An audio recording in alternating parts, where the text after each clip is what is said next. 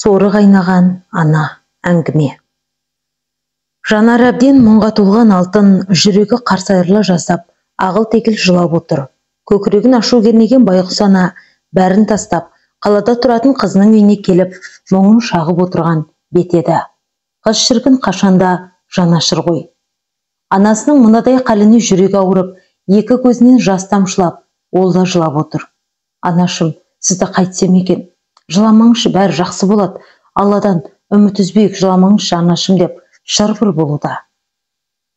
Сенің барыңа да шүкір, жарығым барыңа шүкір деген алтын терең күрсініп алып, қалың ойға кетті. Бұл отбасыдан береке қашқалы да дәл 5 жылдың жүзі болыпты. Айрандай ұйыған әдемі шаңырақ болатын. 2 ұл, бір қызды дүниеге келіп, оларды бағып-қағып, ешкімнен кем қылмай өсіріп, енді жасы келген шағында келін мен баладан рахат көремін деген ананың үкілі үміті көкке ұшқандай. Күйеуі Сағит өте жуас адам, ештеңемен шаруасы жоқ. Дүниені тауып, алтынның алақанына салып отырады. Басқасына бас қатырмайды. Бала тәрбиесіне, үйдегі болып жатқан мәселелерге де еркек болып араласқан емес. Қолын бір сілтейді. Оған алтында үйреніп кеткен. Бәріне өзі жүгіреді, бәрін өзі жасайды. Мықты әйел болған еді. Тек қойшының таяғынан, келіннің аяғынан дегендей, бар қиындық үлкен ұлын үйлендіріп, шаңыраққа келін түсіргеннен кейін басталды. Басында жап-жақсы болатын. Арадан 6-7 ай өтіп, келіні Дариға аяғы ауырлағаннан соң қылық шығара бастады. Тал түске дейін ұйықтайтын. Қаласа тұрады, қаламаса кешке дейін бөлмесінен шықпай жата беретін. Таңертеңгі шай, түскі ас, кешкі ас, үй жинау, кір жуу, бәрі қайтадан алтынның мойнына жүктелгендей. Аман есен босанып алсын деген ниетпен келінге де үндемей, барлық жұмысты өз атқарып жүре берді. Ұлы Самат азаннан қара кешке дейін жұмыста, таң атпай кетеді, қас қарайғанда сүйретіліп зорға келеді. Ұлының мазасында алмайын деп бір жағы оған да үндемейтін. Бірақ күннен күнге түрлі қылықтар шығара бастаған келіні Дариғаның бірте-бірте шынайы бет бейнесі ашыла бастады. Бір күні алтын өзінің төркін жағында болатын тойға бармақшы болды. Үйдің түрлігін жасап жүре берсе, ештеңеге үлгермейтініне көз жеткен соң Дариғаның бөлмесінің есігін қақты. Дарикош, тұра ғой жарығым, менің тойға кетуім керек. Жолай Ботаның үйіне де соғамын деп, тұрмыстағы қызының үйіне баратын айтты. Көп болды оны да көрмегелі. Тұрып шайыңды іше ғой. Бірақ бүгін тамақ істеп үлгермедім. Шаман келсе, кешкі асты өзің бірдеңе етесің ғой деп. Есік алдында сөйлеп тұрғаны сол еді.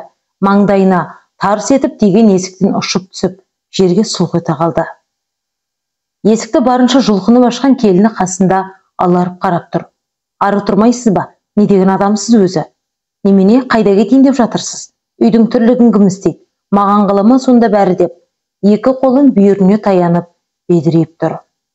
Ызаға булыққан алтын апа көзінің жасы мөлт-мөлт етіп орнынан тұрып тысқа шықты. Кешкі ас. Дастархан басынан тамаққа жиналған бұл төртеуінде үн жоқ. Сағит та томсырайған күйде тамағын ішіп алып, орнынан тұрып кете салуды әдетке айналдырған. Әңгіме айту, бір-біріне қайсырау деген қалып кеткені қашан. Тек шүйіркелесіп отырған Самат пен Дариға ғана. Жаным, мен ертең қыдырғым келеді. Мына үйдің тірлігінен де шаршадым, аяғым ауыр, мен таза ауада демалғым келеді. Мені бір жерге алып бар ертең. Саған демалыс қой деп мүләйімсеген келініне алтын іштей жек көрінішпен қарап отырды. Намысы келіп, ызаға булықты. Ұлына ертең демалыс екенін біледі. Осы кешкі аста қызы Ботаның үйіне апарып кел деп айтамын деп оқталып отыр еді. Болды жаным, сенің айтқаның заң ғой, қалаған жеріңе апарып келем. Тек сен мұңаймасаң болды деген Самат келіншегін айналып толғанып отыр. Самат балам, мені алдымен ертең Боташтың үйіне апарып таста. Қайтар жолда алып қайтарсыңдар. Жағдайларын білейін деді алтын сабырлы үнмен. Ой мам, сізде қыстырыла салас осындайда. Барғыңыз келсе такси көп қой, ақшаңызды беремін деген ұлы орнынан тұрып кетіп қалды. Анасының бетіндегі көгерген ізі де байқамады. Сол сәттегі алтынның күй жайын ешкім де түсінбеген еді.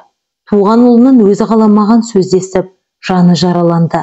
Бейшара ананың жылаған жүрегімен қоса, қара аспанда сілкініп, көктен найзағай жарқ-жұрқ өтіп, қара дауыл тұрып, құдды бір далада көңіреніп жатқандай еді. Осылайша күндер зулап жатты. Арадан 3 жыл уақыт өткенде бұл отбасыға суық хабар келіп жетті. Өскеменде құрылыста жұмыс жасайтын екінші ұлы Нұрбол биіктіктен құлап мерт болыпты. Бұл қаза онсыз да жанын қоярға жер таппай жүрген алтын ана үшін ауыр соққы болды. Өте ауыр қайғы болды. Көзінен жас тоқтамай, өзімен өзі отырып, ағыл-тегіл жылай беретін. Үлкен ұлынан көрмеген рахатты осы Нұрболым үйленсе көрермін деп, өзін өзі жұбатып жүретін.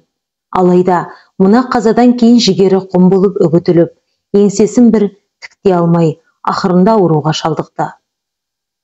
Ұлының қазасынан кейін Сағитті ішімдікке бой алдырды. Құдайдың бір күнін қалт жібермейтін болды. Күнде үйде жанжал, ұрыс-керіс. Келіні Дариға бұл кезде үйді билеп алған еді. Ақ дегені алғыс, қара дегені қарғыс. Дариға айтты, бітті, сол заң. Күн дүйсенбі болатын. Нұрболдың бейсенбілік асын беріп болып, ел аяға басылған соң алтын кішкене мызғып алмақ болып, есік алдында жатқан жастыққа жантая кетті. Көзі ілініп кетіпті. Бір кезде шаңқ ете қалған ащы дауыстан селк етіп оянды. Бісміллә, не болды екен деп екі өкпесін қолына алып сыртқа жүгірді. Далада ойнап жүрген 3 жасар немересі Әли құлап қалып жылап тұр екен. Алтын жүгіріп барып баланы жұбатпақ болып, құшақтай алғаны сол екен. Жолама балаға, тарт қолыңды.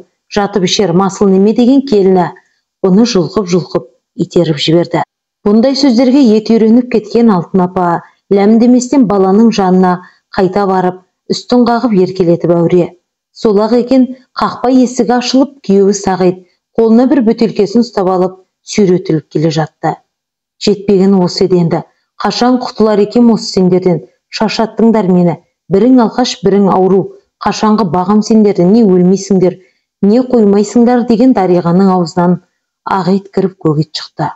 Сорлана қатты ашынғаннан киім-кешегін бір түйіншекке түйіп алып, көздерінен тарам-тарам жас төгіліп, артына жалтақ-жалтақ қараумен үйден ұзап бара жатты. Байғұстың барар жері жалғыз қызы Ботаның шаңырақ еді. Ұлдан қайыр таппай, келіннің сорақа әрекеттеріне әбден тойған, соры қайнаған кейуана етегі жасқа толып, қызым паналап келген беті осы болатын.